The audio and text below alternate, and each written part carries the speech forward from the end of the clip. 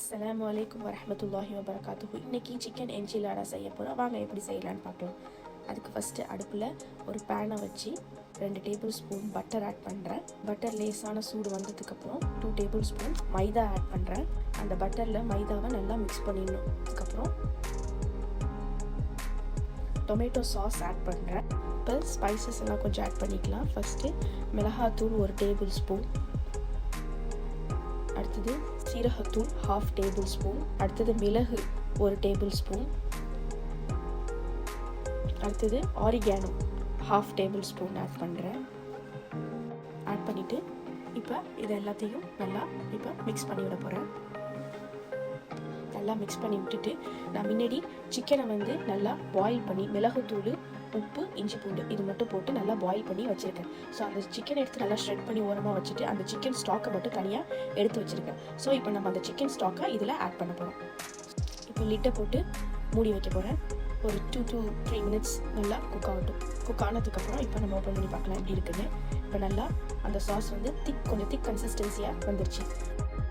அடுத்து வேறு பேன் வச்சு அடுப்பில் 3 டேபிள் ஸ்பூன் ஆயில் ஆட் பண்ணுறேன்.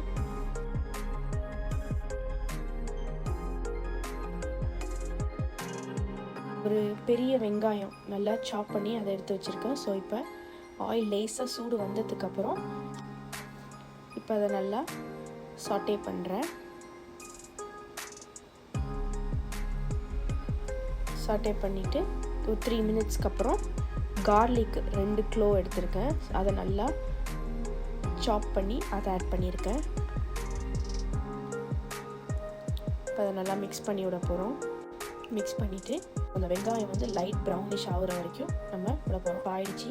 இப்போ என்ன பண்ண போகிறோன்னா ஷ்ரெட் பண்ணி வச்சுருந்த சிக்கனை அதில் ஆட் பண்ணுறேன்.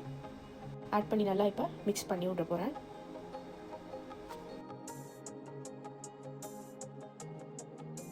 முன்னாடி அந்த ரெட் சாஸ் ரெடி பண்ணி வச்சோம்ல, ஸோ இப்போ நம்ம அதை ஆட் பண்ண போகிறோம். ஸோ அதை வந்து நான் வந்து 3 ஆப்பை இதில் ஆட் பண்ண போகிறேன். இப்போ எல்லாத்தையும் நல்லா மிக்ஸ் பண்ணி விட போகிறோம். நல்லா மிக்ஸ் பண்ணிவிட்டு இப்போ அந்த சாஸும் அந்த சிக்கனும் நல்லா ஈவனாக மிக்ஸ் ஆகிற வரைக்கும் நல்லா குக் பண்ண போகிறோம். ஒரு 2 to 3 மினிட்ஸ் குக் பண்ணால் போகிறோம். ஏன்னா இது ஆல்ரெடி குக் பண்ண சாஸு, குக் பண்ண சிக்கன், ஸோ ரொம்ப நேரம் வைக்கணும்னு தேவையில்லை. இப்போ நல்லா ரெடி ஆகிடுச்சு. இப்போ எல்லாத்தையும் நம்ம தனித்தனி பவுலில் வச்சு இப்போ ரேப்பை சுற்ற போகிறோம். ஸோ நான் வந்து மினி ரேப், டொட்டிலா ரேப் எடுத்திருக்கேன். ஸோ அதை ஒன்று எடுத்துகிட்டு 1 ஸ்பூன் அந்த ரெட் சாஸ் ஊற்றி நல்லா பீட்சா மாதிரி ஸ்ப்ரெட் பண்ணி விட்டுக்க போகிறேன். சாஸை சிக்கன் ஆட் பண்ண போகிறேன். இப்போ அந்த சிக்கனை வந்து 1.5 டேபிள் ஸ்பூன் ஆட் பண்ண போகிறேன். ஆட் பண்ணிவிட்டு அடுத்தது சீஸ் ஆட் பண்ண போகிறேன். உங்களுக்கு தேவைக்கேற்ப நீங்கள் சீஸ் ஆட் பண்ணிக்கலாம். ஆட் பண்ணிவிட்டு ஒரு சைடு மடித்து இப்போ நான் ரோல் பண்ண போகிறேன். அதை நல்லா சுற்றி ரோல் பண்ணி இப்போ வந்து எடுத்து தனியாக வச்சுக்க போகிறோம். ஸோ இதை மாதிரி எல்லா ரேப்பையும் நம்ம இதே மாதிரி ரிப்பீட் பண்ண போகிறோம்.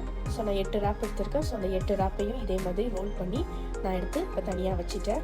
இப்போ என்ன பண்ண போகிறேன்னா அடுத்தது ஒரு பெரிய கிளாஸ் ஜார் எடுத்துக்க போகிறேன். அந்த கிளாஸ் ஜாரை எடுத்து இப்போ நம்ம எல்லா ரேப்பையும் அதில் அடுக்க போகிறோம். வச்சாச்சு. இப்போ அந்த ரெட் சாஸை மேலே ஊற்ற போகிறேன். அந்த ரேப் மேலே எல்லாத்தையும் ஊற்ற போகிறேன் நான்.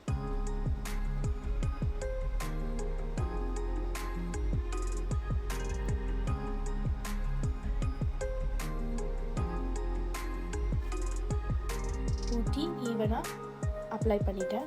இப்போ வந்து நெக்ஸ்ட்டு சீஸ் ஆட் பண்ண போகிறேன்.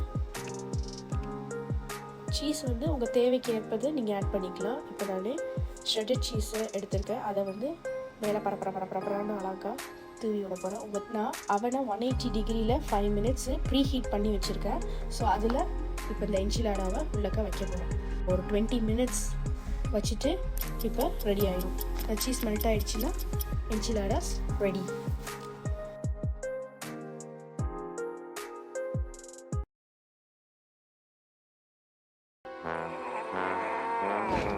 Enchiladas.